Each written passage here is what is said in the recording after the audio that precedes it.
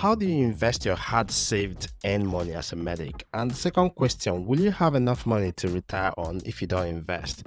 I mean, a lot of medics approach investing from a point of fear, and in a recent Moneywise Doctor survey of over 300 medics, 62% of the respondents admitted that they don't invest in stocks, bonds, or any funds at all, and over half of the respondents also expressed concerns that investing was too risky or complex. But is this holding you back from securing your financial future? Is it a costly mistake? In the next few minutes, we'll address that. By the end of this episode, you'll have a clear step-by-step guide to start investing. If you're a complete beginner, this will be useful. You'll learn how to make your money work for you, just like I've been fortunate to do for almost 2 decades as an investor and as a doctor. Now, we'll cover why investing is crucial, especially for doctors and healthcare professionals, how to get started, the different types of investments, and the best strategies to grow your wealth while taking fewer risks. Plus, I'll share my personal investment journey and the lessons I've learned along the way from investing for almost 20 years. Stick around and you discover the one investment strategy that even you as a complete beginner can apply consistently over the years to outperform seasoned professionals. Let's dive in.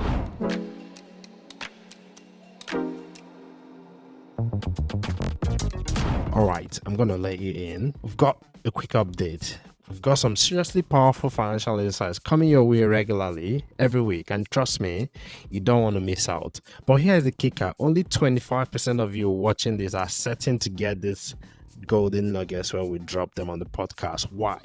Because 75% of you have not subscribed yet. So if you're in the 25% club, thank you. You're the real MVP and we appreciate you. But to the 75% who are watching regularly but not subscribing, let's change that quickly. Or tell me in the comments, why haven't you subscribed? Come on, let's do it quickly. Hit the subscribe button to make sure you don't miss out on the content. That way you're doing yourself and even me a favor, because then it lets YouTube know that we're doing something right. All right, so join the club and never miss another episode filled with financial wisdom, tips, and fun. Hit the subscribe button. Let's make sure you're always in the know. All right, let's jump right back into the video. Thank you. Now, welcome back to the Moneywise Doctor podcast. Of course, I'm your host, Dr. Andy Egwim, a former salaried GP, founder of MoneywiseDoctor.com, entrepreneur, investor, and portfolio GP. Our mission here is to help doctors and healthcare professionals make smarter financial decisions and take charge of their future. Now, if you haven't already, head over to MoneywiseDoctor.com. There are lots of valuable resources there to support your financial journey. And also subscribe to our free weekly newsletter where you can get up-to-date information and tips as well as insights from my experience and from other experts. Now, a bit about my own investing journey. If you've been following my channel, you know I quit my job as a salary GP 2 years ago. So earlier this year, I attended the Warren Buffett's Berkshire Hathaway shareholders meeting in Omaha, Nebraska, and it was a gathering of some of the world's best and brilliant investors. However, my journey from investing began much early. In my late teens, with very small investments, I think my first investment was a tiny, less than $50 investment in a company called Vodafone. Because the amount was so small in those days, my capital, a lot of it went to the stockbroker's commission. For the younger folks, I'm sure you've invested through Robinhood and all sorts of apps, but you might not know that back in the days, you had to make a call to the stockbroker or visit the office to buy stocks. And in my case, it sometimes took days or even weeks before my stocks were purchased or before I even knew they were available. And of course, the impact of the broker's fee also affected my returns. But that's where I started. But that's not where I stopped. I've continued learning and studying and investing extra money from my side hustles and businesses, which I launched on campus and later after I finished medical school. And even as I was working as a doctor, I continued investing. Of course, we've been through 3 crashes. I've experienced 3 crashes, which I've been very fortunate to have taken advantage of. The most recent one, which was COVID 2020, a very fantastic buying opportunity for value investors. So this is sort of a bit of my own journey, but beyond the stock market, I've also invested in real estate and startups of other people's businesses. However, my longest and most consistent investment have been in the stock market. While I haven't ended up as a billionaire, and I don't own a Ferrari or Lamborghini or even a garage full of books. That was never the goal. My true aspiration was to achieve something I found quite valuable, which is time freedom. So 2 years ago, I left my salary GP job and found myself in a position that I had dreamt of for years. Total control of my time. I got a level of financial freedom that allowed me to choose my schedule. Of course, I still reserve my license and the right to work as a doctor, but this newfound freedom and time gave me that opportunity to research stuff and also make videos like this. So that's enough about me. How are you? How about you? What's your investing plan? Are you investing as a doctor or professional? As medics, doctors, we often face long hours and stress. Sometimes can lead to burnout. So investing is something you should be thinking of from day one to be able to buy back your time and even be in a position to decide to retire earlier if you want. But why is investing so crucial? One key factor to consider is inflation. Now, in case you don't know what inflation is, look at our previous videos. A clean example: if you've had £1,000 in the past, what you could buy several years ago is no longer what you can buy today. There are many measures. There's the consumer price index and other things that can be used to measure inflation. But the simple thing is that inflation is at the value of the money you have. So you look at the money over time. If you just save it and put it, let's say, in a piggy bank and just leave it there, the value continues to go down. A very typical example is, I think it's an extreme example, is Zimbabwe. A few years ago, Zimbabwe got to the point that the value of the money was dropping almost every few weeks and months, and it get to the point that I needed almost a few billions to buy even a loaf of bread. So investing can help your money to beat inflation. If you just save your money in the bank, the value actually just goes down and down over time. So that's why it's really quite important for doctors and healthcare professionals to start investing. Also, if you just save, how much can you really save to cover it for retirement? I mean, it's really quite important. Rather than avoid it, learn how to invest and start investing. But before we go any further, what is investing? I mean, we all bandy these terms around and people talk about it. It's important to understand what it is. First of all, it's not day trading, it's not gambling, it's not random internet schemes. These activities are speculative and high risk. They're not sort of like following foundation investment principles. When you think about investing, the stock market often comes to mind. But investing is much more than just buying and selling stocks. It includes various asset classes like properties, commodities, and of course stocks. Now, the stock market acts as a marketplace for buying into companies. However, the real investment lies in the companies behind the stock market, not just the tickers you see. A good way to think about investing is like a farmer. You sort of like, the farmer has to select seeds carefully, not random seeds. Plant in the right soil, cultivate it, or at least observe it, and then harvest. They have to wait with patience. And a lot of times you might get a bountiful harvest, but there are also times when you might have a crop failure, and that could happen. Investing could also come with risk. So it's important to remember that just like a farmer, you could end up with a bad harvest sometimes, and there's also potential for loss in investing. But that is why I think that an average doctor should follow an investment approach that reduces unnecessary risk and sees to it that over a long term they're going to be fine. And I'll share a simple strategy that can help in that regard. And investing is about making informed decisions and committing to that long-term growth of your financial resources. It's about building a diversified portfolio that can withstand market fluctuations and provide you steady returns. Now, the way you can achieve your financial goal, whether that's securing comfortable retirement or reducing your work hours, or you want to retire a bit earlier, you just want to have a bit more in retirement, I think investing is a big part of it. But before you jump into investing, there are 7 things I do recommend that you need to do.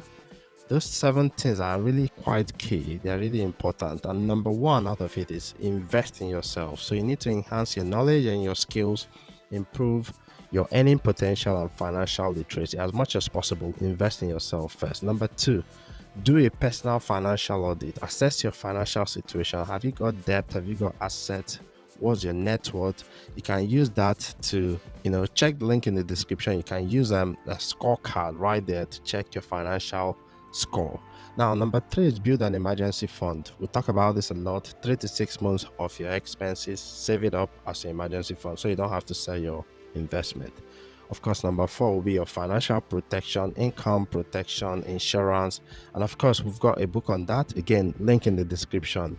Number 5, I'll say eliminate high debts. There's no need. You're owing the credit card company 22% and you're going to invest, you're looking for returns of 15%. Pay that down first. Of course, number 6 is invest in a very tax efficient way. Understand things like ISAs. Do you use a limited company? Can you put your property in a trust? Understand that.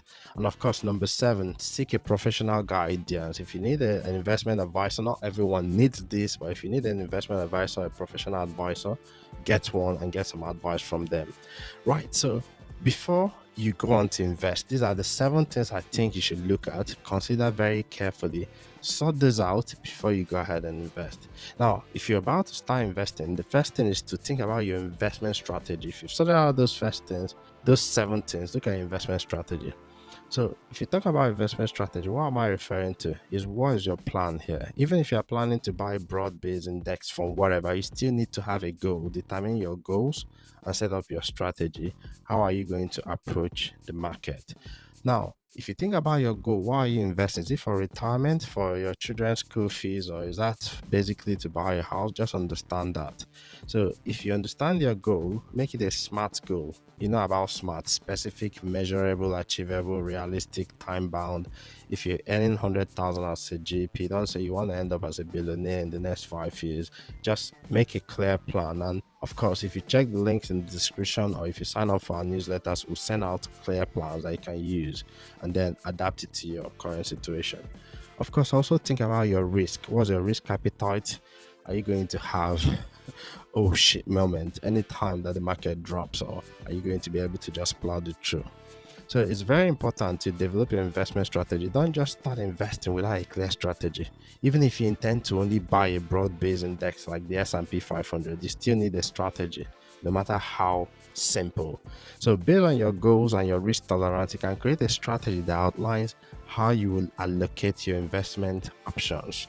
Now, this strategy should be flexible enough to adjust because circumstances do change and financial goals evolve. Now, no matter what strategy you decide on, consider 3 main things. This should form any part of strategy you're doing. 1 is your asset allocation, 2 is your diversification, and 3 is time horizon.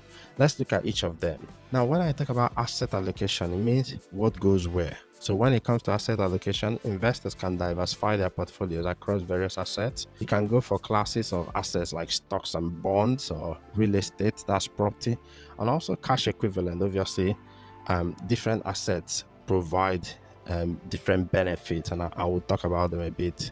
So for instance, stocks historically have provided superior long-term returns compared to other asset classes. They are ideal for growth and can significantly increase the value of your portfolio over time. Now, real estate, on the other hand, is also good returns, and I also own property, but it really has the best tax advantages. That's one area where real estate shines. On the other hand, if you look at bonds, especially government-backed bonds in particular, it offers low-risk returns. I mean, a lot of bonds are fixed assets. They're low risk, but bonds are plagued by inflation. The returns from bonds are plagued by inflation and they're not that great, but they're also risk most times low risk. So for example, a strategy, someone for me, I'm less than 40 and I'm quite long on stocks and bonds, stocks mainly rather than bonds. However, as when I'm approaching my 40th, I'm going to start thinking about reducing some of my investment in stocks and start looking at bonds. A common rule of the thumb for asset allocation for some people is the 100 minus your age. So this method suggests that you subtract your age from 100. For instance, if you were like 40 years, so it will be 100 minus 40 and you hold 40% in bonds and 60% in stocks. But obviously you need to understand your risk appetite, understand what is really important for yourself. Again, personal finance is personal. I know 60, 70-year-old holding a lot of their portfolio in stocks. Remember, the best asset allocation strategy is the one that aligns with your personal financial goals, risk tolerance, and time horizon. Let's look at the other aspects of a strategy for investment: diversification. Now, you may consider diversifying within each asset class. So you might buy different stocks. For someone like me that does my own financial analysis, you can buy different companies if you want to hold a few or several of them. I could just buy an index fund that is already diversified for you. And we'll talk about index fund a bit more. Now, number three is your time horizon. So think about how far are you looking to invest? If you're 30, are you going to be investing till you're 70? So think about if you're about to retire, your pension age, should you be buying more bonds rather than stocks? So think about what time horizon are you looking at? Now let's look at investment strategy for busy doctors. As busy doctors, healthcare professionals, nurses, doctors, dentists, basically a lot of people who don't have the time to do this sort of analysis I do or attend calls and investors calls and attend shareholders meetings. So most times what we tend to recommend, of course this is not financial advice, is to buy index funds in ETFs, exchange traded funds. These funds sort of like they just expose you to the market. S&P 500 is a good example. It buys the top 500 companies in the US by market capitalization, that's by size. Of course, we can go into the nitty-gritty of buying a global index fund and all of that. These are sort of like discussions you should have either by yourself, making your own studies, or using a financial advisor. And again, if you want to use a specialist financial advisor that is experienced dealing with doctors, obviously head over to Moneywise Doctor.com and you can find one. Other than that, you can do the research by yourself and invest in a broad-based index fund. You can set up a target date. Target date could be a strategy people use. This is when I want to retire, so you could choose a target date fund with a retirement date. For instance, let's say you're retiring in 2045. The fund will gradually shift you from more of stocks to bonds as you're nearing retirement. But what's really important here is that no matter what you do, have a strategy, have a plan, and follow it. The most thing we tend to suggest is invest automatically. You can set up a standing order and make sure that this is something, money is going out 20%, 15% of the income. You're doing it on a regular basis. If you need to get some more advice, I tend to suggest that rather than just run around and pick any investment advisor you see, financial advisor, it's always best to go with a financial advisor that's been used by other doctors and has been reviewed by other doctors. That way, you're going to get someone who understands the unique challenges that doctors do experience. Well, that's a bit of a nutshell how to start investing, and that's it for this segment. In the next segment, we'll go through the process of opening an ISA account, how to start investing, and it will be a step-by-step process. So if you're watching on any other platform other than YouTube, head over to the YouTube channel for the next episode to make sure that you can see me go through the process on the screen and help you to open your investment account and start investing. All right. Thank you for coming along on this journey. And if you've got any questions, pop them in the comments below and I'll come back and answer every single one of them. All right then. Bye-bye.